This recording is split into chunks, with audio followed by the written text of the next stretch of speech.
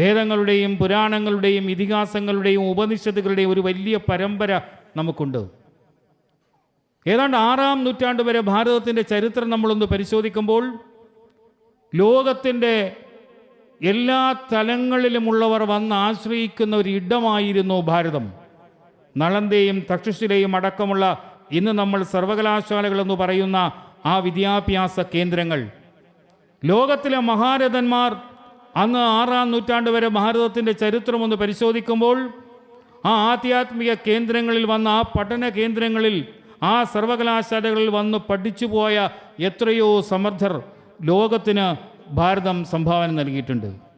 6-ാം നൂറ്റാണ്ടിന് ശേഷം വൈദേശിക ആക്രമണവും ഒക്കെ വൈദേശിക ഭരണവും ഒക്കെ നമ്മുടെ രാജ്യത്തുണ്ടായിട്ടും, നീണ്ട ഒരു നൂറ്റാണ്ട് കാലഘട്ടം ഉണ്ടായിട്ടും നമ്മൾ നമ്മുടെ പാരമ്പര്യം, നമ്മുടെ പൈതൃകം, നമ്മുടെ ആധ്യാത്മികത, നമ്മുടെ വേദങ്ങൾ, നമ്മുടെ ഉപനിഷത്തുകൾ, നമ്മുടെ പുരാണങ്ങൾ, നമ്മുടെ ഇതിഹാസങ്ങൾ, അതിൽ നിന്ന് നമ്മൾ വലിയ വ്യതിചലനത്തിലേക്ക് പോയിട്ടില്ല. ബഹുമാന്യരായ ഭക്തജനങ്ങളെ, സഹോദരി സഹോദരന്മാർ, വളരെ യാദൃച്ഛികമായിട്ടാണ്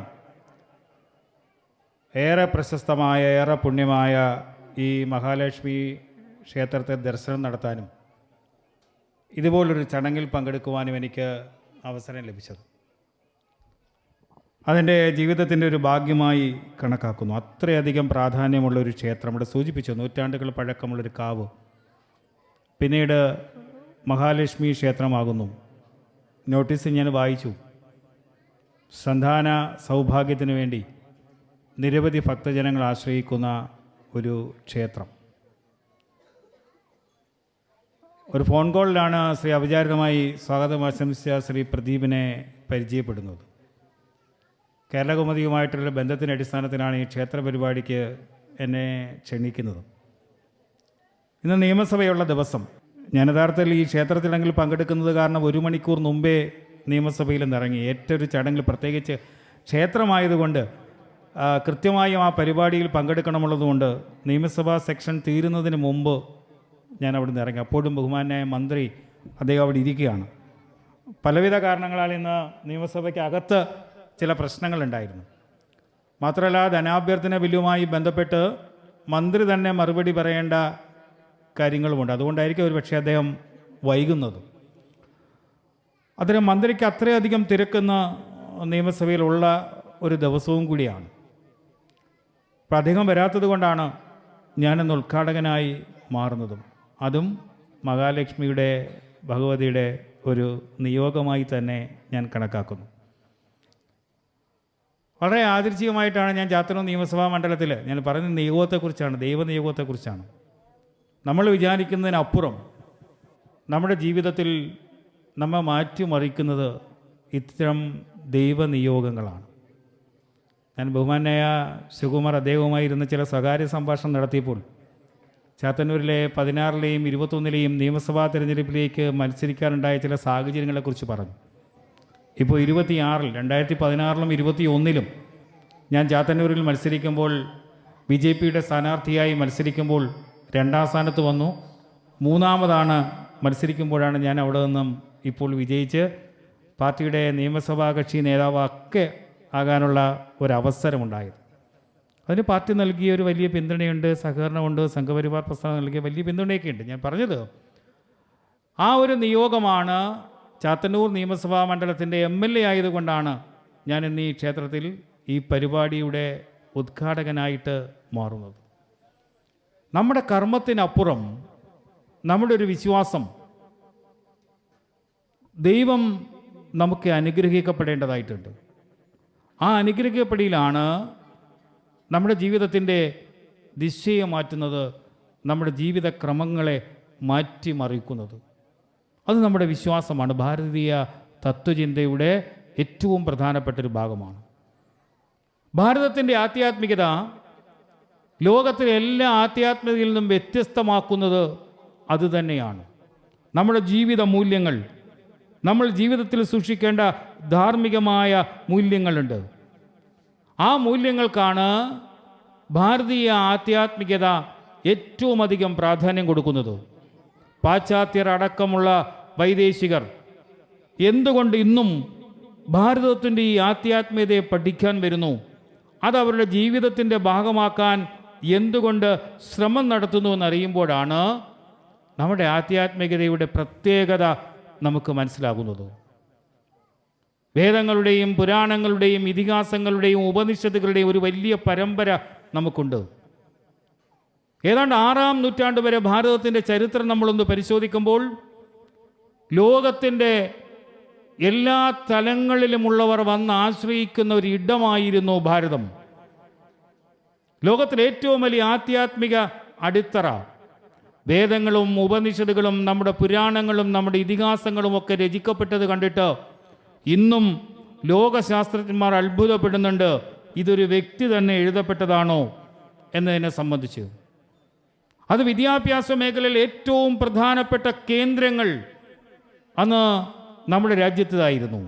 നളന്ദയും തക്ഷശിലയും അടക്കമുള്ള ഇന്ന് നമ്മൾ സർവകലാശാലകളെന്ന് പറയുന്ന ആ വിദ്യാഭ്യാസ കേന്ദ്രങ്ങൾ, ലോകത്തിലെ മഹാരഥന്മാർ അന്ന് 6-ാം നൂറ്റാണ്ട് വരെ ഭാരതത്തിൻ്റെ ചരിത്രമൊന്ന് പരിശോധിക്കുമ്പോൾ ആ ആധ്യാത്മിക കേന്ദ്രങ്ങളിൽ വന്ന, ആ പഠന കേന്ദ്രങ്ങളിൽ, ആ സർവകലാശാലകളിൽ വന്ന് പഠിച്ചു പോയ എത്രയോ സമർത്ഥർ ലോകത്തിന് ഭാരതം സംഭാവന നൽകിയിട്ടുണ്ട്.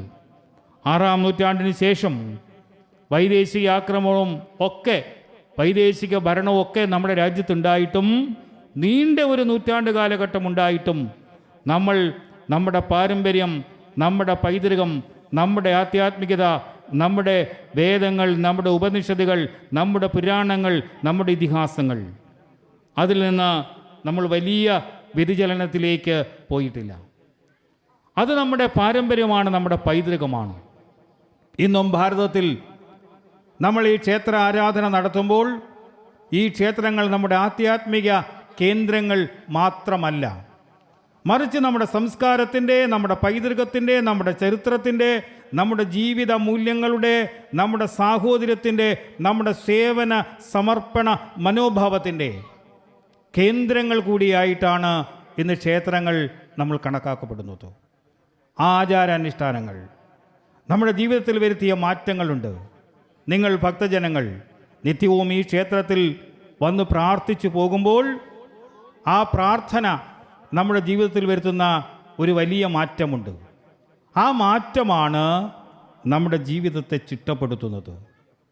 ആ പ്രാർത്ഥന നൽകുന്ന കരുത്താണ് നമ്മുടെ ജീവിത വിജയമാക്കി മാറ്റപ്പെടുന്നത്. ആ പ്രാർത്ഥന, ആ കരുത്ത് കേൾക്കുമ്പോൾ നമ്മുടെ മനസ്സിന് നൽകുന്ന വലിയൊരു സമാധാനമുണ്ട്, വലിയൊരു ശാന്തിയുണ്ട്. ഈ ക്ഷേത്ര ആരാധനയെ നമ്മൾ വന്ന് നിൽക്കുമ്പോൾ മൗനമായി, നിശബ്ദമായി മഹാലക്ഷ്മിയോട് നമ്മൾ പറയുന്നു നമ്മുടെ ജീവിതത്തിൻ്റെ കാര്യങ്ങൾ. ഒരുപക്ഷെ ആ ക്ഷേത്രാരാധന നമ്മുടെ ജീവിതത്തിൽ നൽകുന്ന കരുത്താണ് നമ്മളെ മുന്നോട്ട് നയിക്കാനുള്ള പ്രേരക ശക്തിയായി നമ്മുടെ മുന്നിലുള്ളത്. ഇന്ന് കാലഘട്ടത്തിൽ വന്നൊരു വലിയ മാറ്റമുണ്ട്. വിവരസാങ്കേതിക വിദ്യയുടെ ഏറ്റവും പുതിയ തലങ്ങളിലാണ് നമ്മൾ നിൽക്കുന്നത്. നിർമ്മിതി ബുദ്ധിയുടെ കാലഘട്ടം. നമ്മുടെ മുന്നിലിരിക്കുന്ന മക്കളടക്കം സ്വന്തം ക്ലാസ് റൂമിലിരുന്ന് ഡിജിറ്റൽ സംവിധാനത്തിലൂടെ ലോകത്തിലെ ഏതറിവും നേടുവാൻ കഴിയുന്ന ഒരു പുതിയ കാലഘട്ടം. ആ പുതിയ കാലഘട്ടത്തിലും ഈ സൗകര്യങ്ങൾ, ഈ അറിവൊക്കെ നമ്മൾ നേടുമ്പോഴും നമ്മൾ ജീവിതത്തിൽ കാത്തു സൂക്ഷിക്കേണ്ട വലിയ മൂല്യങ്ങളുണ്ട്. അത് നമുക്ക് ലഭിക്കുന്നത് ഈ ക്ഷേത്രാരാധനയിലാണ്. ഭാരതത്തിൻ്റെ ആധ്യാത്മിക തലവുമായി ബന്ധപ്പെട്ട് തന്നെയാണ് അത് നമുക്ക് കരുത്ത് പകരുന്നത്. അതുകൊണ്ട് തന്നെ ഏത് തിരക്കിലും, ഏതറിവിൻ്റെ മഹാലോകവും നമുക്ക് തുറക്കപ്പെടുമ്പോഴും നമ്മളെ സംബന്ധിച്ചിടത്തോളം, ഭാരതീയനെ സംബന്ധിച്ചിടത്തോളം ആധ്യാത്മികതയ്ക്ക് നൽകുന്ന വലിയ ആ പ്രാധാന്യമുണ്ട്. ആ പ്രാധാന്യമാണ് ഇന്ന് നിങ്ങളെ ഇവിടെ എത്തിക്കുന്നതും.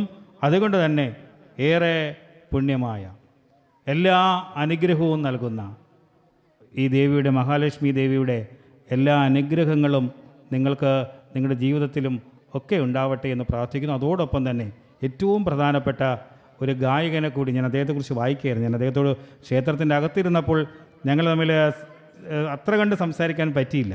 ഞാൻ അദ്ദേഹത്തെക്കുറിച്ച് വായിച്ചപ്പോൾ സംഗീത കോളേജിൽ നിന്ന് 1ാം റാങ്കോടുകൂടി അദ്ദേഹം പാസ്സാവുകയും അദ്ദേഹം ആകാശവാണി അടക്കമുള്ള മേഖലകളിൽ അദ്ദേഹത്തിൻ്റെ പാട്ട് ഏറ്റവും മികച്ച ഒരു ഗായകൻ, അതും ഈ മഹാലക്ഷ്മി ക്ഷേത്രാങ്കണത്തിൽ വെച്ച് അദ്ദേഹത്തെ കൂടി ആദരിക്കപ്പെടുകയാണ്.